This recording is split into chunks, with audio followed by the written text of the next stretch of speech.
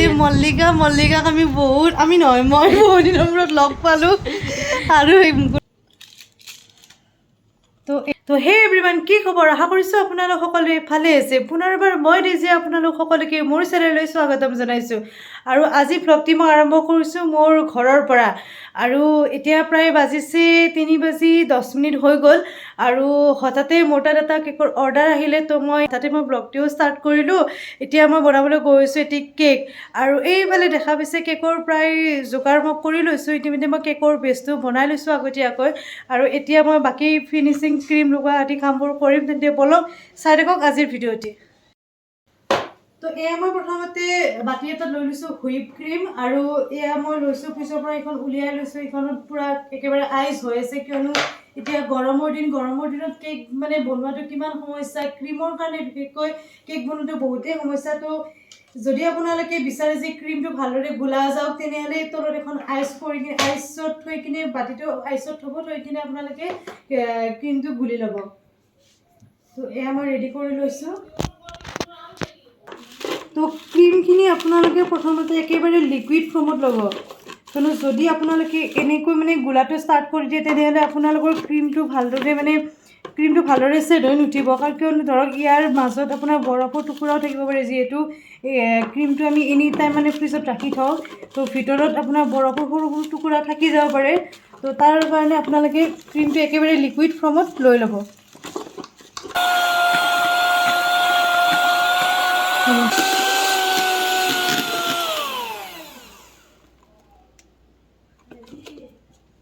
তো এয়া আমাৰ ক্ৰীম গোলা হৈ গ'ল। এতিয়া মই লৈ লৈছোঁ, এইটো মই বনাবলৈ গৈছোঁ 250 গ্ৰামৰ কেক।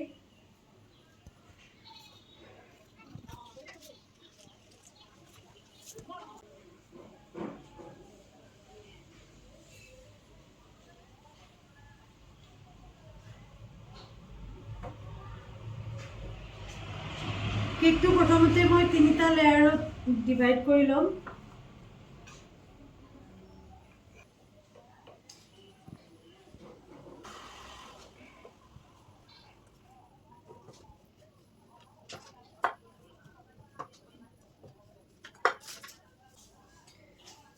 এয়া এখন মই বৰ্ড লৈ লৈছোঁ। বৰ্ডখনত প্ৰথমতে অকণমান ক্ৰীম লৈ ল'ম।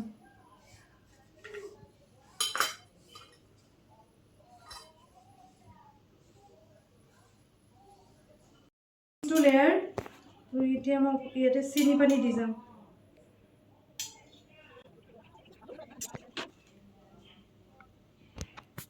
তাৰপিছত ইয়াতে মই লৈ লৈছোঁ ক্ৰীম।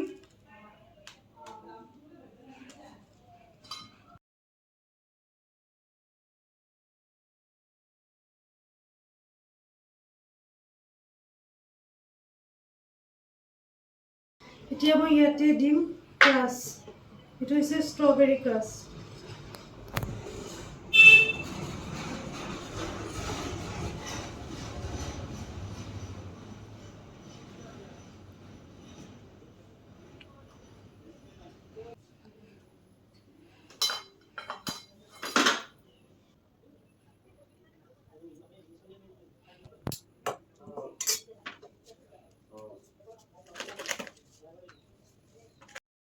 তো ইয়াৰে পিছত মই আকৌ ছেকেণ্ড লেয়াৰটো দি দিছোঁ। তাৰ ওপৰত আকৌ মই ক্ৰীম লগাই দিছোঁ। এতিয়া মই আকৌ ইয়াতে ষ্ট্ৰবেৰী ক্ৰাছ অকণমান দি দিম।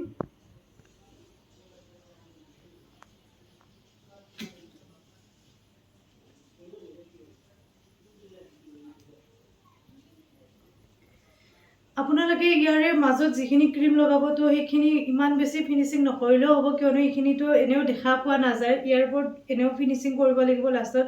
তো আপোনালোকে যদি ফিনিচিং কৰাত অকণমান দিগদাৰো হয়, তো মাজৰখিনি এনেকৈ ৰাখি দিব পাৰে। তো একেবাৰে লাষ্টত মই ইয়াতে লাষ্ট লেয়াৰটো দি দিছোঁ। এগেইন চেম প্ৰচেছ। ইয়াতে মই চেনি পানী দি দিছোঁ। আপোনালোকে যদি কেক বনাই, চেনি পানীটো একেবাৰে কম্পালচৰি হয়, চেনি পানীটো দি দিব। কেকটো আপোনাৰ সোৱাদৰ লগতে চেনি পানীটোৱে কেতিয়াবা ক্ৰীমবিলাক আমাৰ কেকটো বনোৱাৰ পিছত ক্ৰীমবিলাক ফাটি যায়। তো যদি আপোনালোকে চেনি পানীটো নিদিয়ে তো কেকটোৰ যিবিলাক মানে ক্ৰীমৰ যিখিনি ৰস থাকে তো সেইখিনিয়ে কেকটোৱে এবজৰ্বছ কৰিলেও তাৰ ওপৰত আপোনালোকৰ কেকটো ফাটি ফাটি যোৱাৰ চান্স থাকে। তো ইয়াতে মই প্ৰথমতে ষ্ট্ৰবেৰী ক্ৰাষ্ট দি দিম।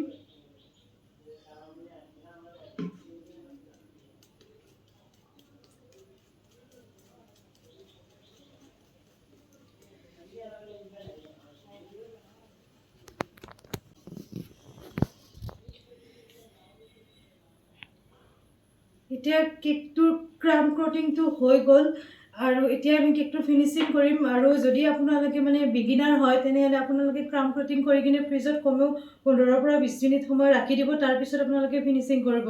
কিন্তু এতিয়া মই মানে লগালগ মানে ফিনিচিংটো কৰিম, কিয়নো মোৰ হাতত এতিয়া সময় নাই, যিহেতু অৰ্ডাৰটো মানে 2:30ত আহিছে আৰু 5টা বজাত দিব লাগিব বুলিয়ে কৈছে। তো এতিয়া মই একেলগে ফিনিচিংটো কৰি দিম।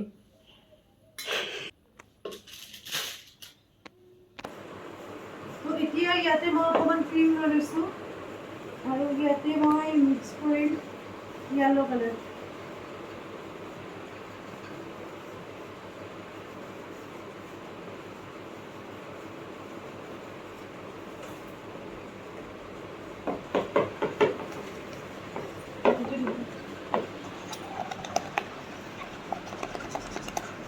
এইখিনি ভালদৰে মিক্স কৰি ল'ব।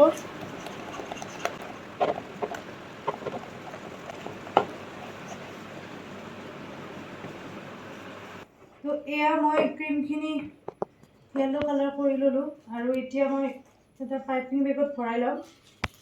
যিহেতু এতিয়া গৰমৰ দিন, তো যিমান পাৰে স্পীডত কামবিলাক কৰিব চাব। যদি আপোনালোকৰ ঘৰত AC আছে তেন্তে কোনো প্ৰব্লেম নাই, আৰু যিহেতু মোৰ ঘৰত AC নাই তো যিমান পাৰোঁ স্পীডত কামবিলাক কৰিব লাগে, কিয়নো গৰমৰ কাৰণে ক্ৰীমবিলাক বহুত বেছি সোনকালে গলি গলি যাব ধৰে।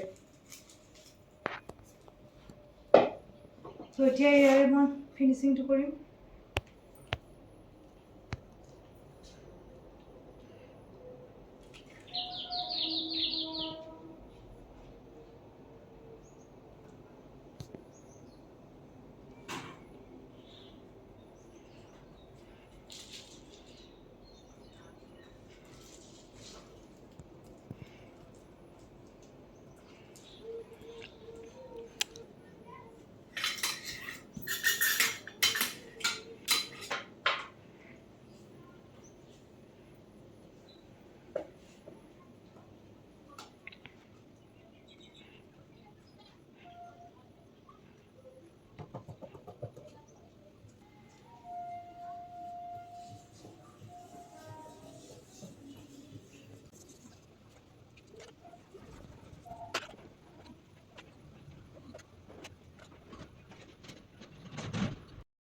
তো এতিয়া মই ইয়াৰে এটা নজেল লৈ ল'ম।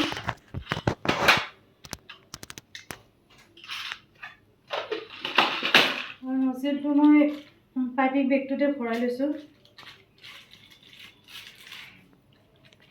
আৰু ইয়াতে মই অকণমান য়েল্লো কালাৰ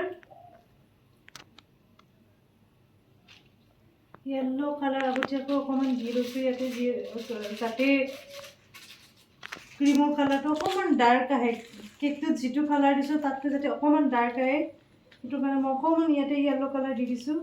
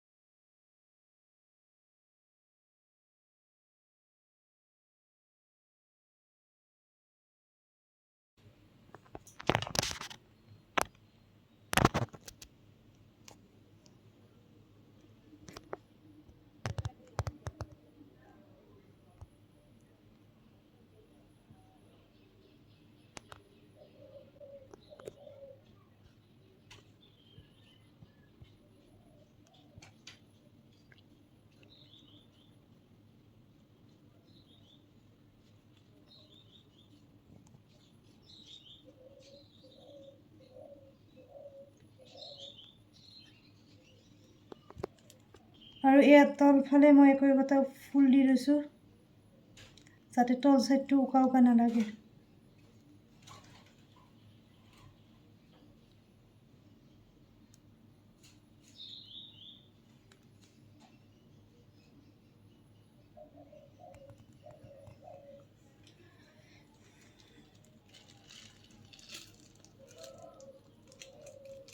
অলপ অলপ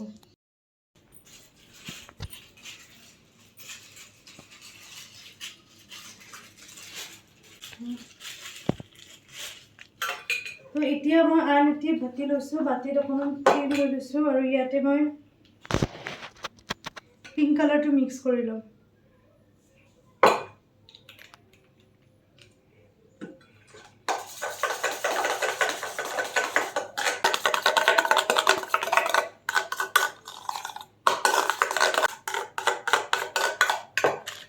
আৰু ইয়াতে মই চেম নজেলটো আগতে যিটো নজেল ব্যৱহাৰ কৰিছোঁ সেই নজেলটো ইয়াতে লৈ লৈছোঁ আৰু মই ইয়াতে আগৰ নিচিনাকৈ অকণমান পিংক কালাৰটো ইয়াতে লৈ ল'ম।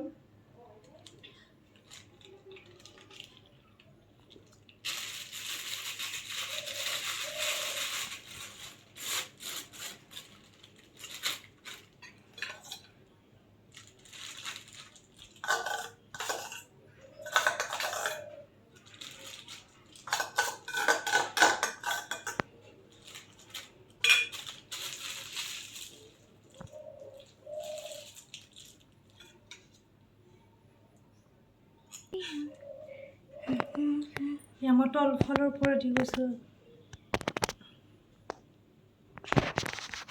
অতি সুন্দৰ।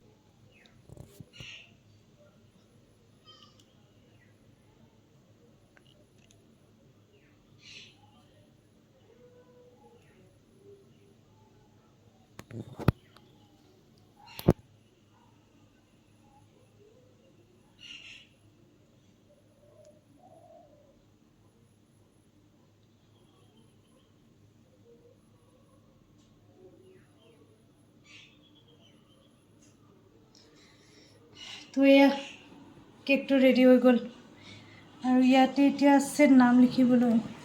তো আৰু ক'ৰবাত অকণমান ডিজাইন দিব পাৰোঁ নেকি চাই লওঁ বাৰু।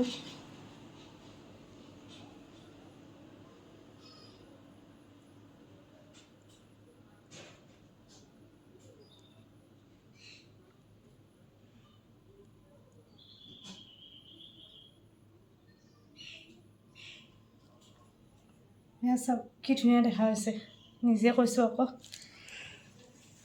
তো এতিয়া ইয়াতে লিখিব আছে নামটো অকল। তো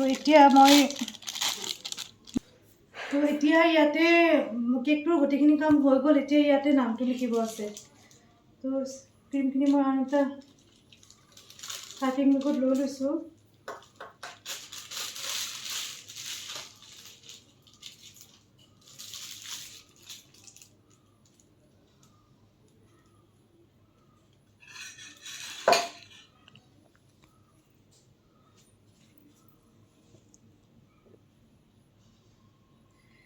নামটো লিখাৰ আগতে সদায় মন কৰিব কেকটো ঘূৰাই মেলি চাই ল'ব কোনটো ছাইড ফ্ৰণ্ট ছাইড হিচাপে লাগি আছে। তো মোৰ ফ্ৰণ্ট ছাইড হিচাপে আপোনাৰ লাগিছে, এইটো ছাইড লাগিছে ফ্ৰণ্ট ছাইড। তো মই ইয়াতে এতিয়া নামটো লিখিম।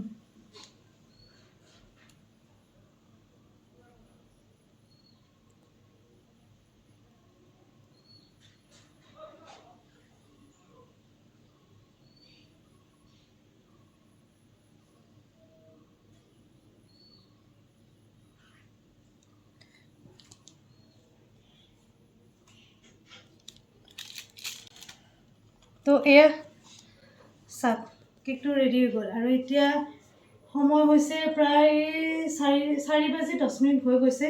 তো এতিয়া কেকটো যিহেতু 5টা বজাত ডেলিভাৰী কৰিব লাগিব, তো এতিয়া মই 40 মিনিট সময় মই ফ্ৰিজত ৰাখি থ'ম কেকটো।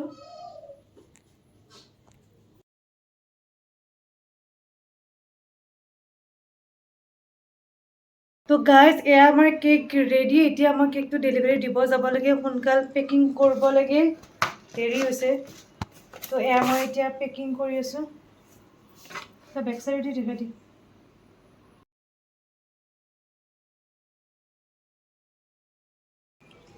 এয়া হেপী বাৰ্থডে ষ্টিকডাল লগাই দিলোঁ।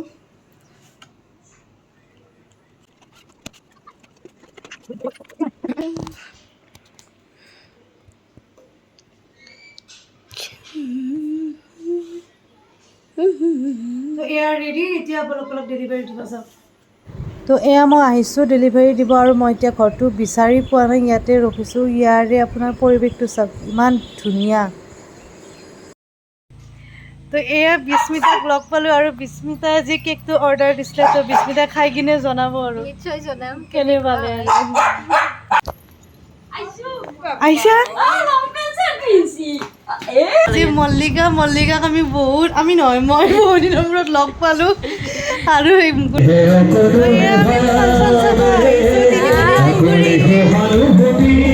আৰু সোমাই এটি দেখিলোঁ গণেশ মন্দিৰ।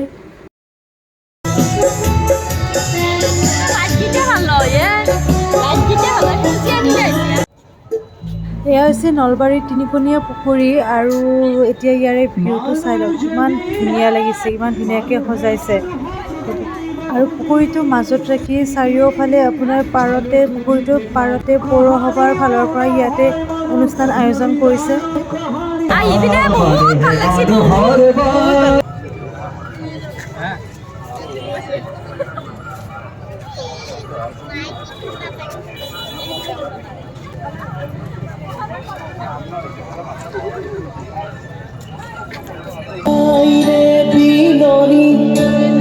বুকুতে খুন্দিয়াই স্বাধীন দেশৰ হৈ পৰাধী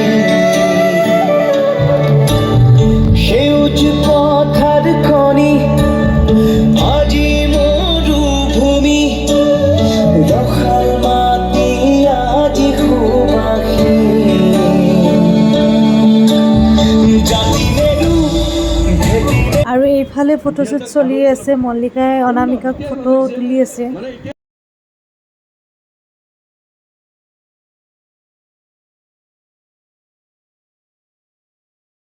সহায় সহযোগিতাই নলবাৰী পৌৰসভাক এটা নতুন ৰূপত উৎসাহিত কৰিছে। আমাৰ সন্মানীয় পৌৰনেত্ৰী মহোদয়া, কাৰ্যবাহী বিষয়া মহোদয় হৈ থাকক। এটা হাত চাপৰিৰে আমি সকলোৱে তিনিখিনিয়া পুখুৰী এটা নতুন জীৱনৰ আমাৰ এই ৱাৰ্ডৰ লগত জড়িত। আমাৰ 12 নম্বৰ ৱাৰ্ডৰ ৱাৰ্ড কমিশ্যনাৰ হিমানী ডেকা ডাঙৰীয়া আনি আছে। মই এখন তেখেতক ফুলাম গামোচাৰে সম্বৰ্ধনা জনাবলৈ অনুৰোধ জনাইছোঁ। এই চেগতে অনুপম ডেকাৰ লগতে মোৰ খুব ঘনিষ্ঠ সম্পৰ্ক আছিল। মই পুনৰবাৰ সম্বৰ্ধনা জনাব আমাৰ পৌৰসভা। আমি এতিয়া ফাংচন চাব আহিছিলোঁ, তো ফাংচন চালোঁ। এতিয়া আমি ঘৰত যাওঁ, মল্লিকাৰ ঘৰত যাওঁ। আৰু আপোনালোকে যদি ভিডিঅ'টো চাই ভাল পালে তেন্তে লাইক, শ্বেয়াৰ, কমেণ্টৰ লগতে চেনেলটি ছাবস্ক্ৰাইব কৰিব।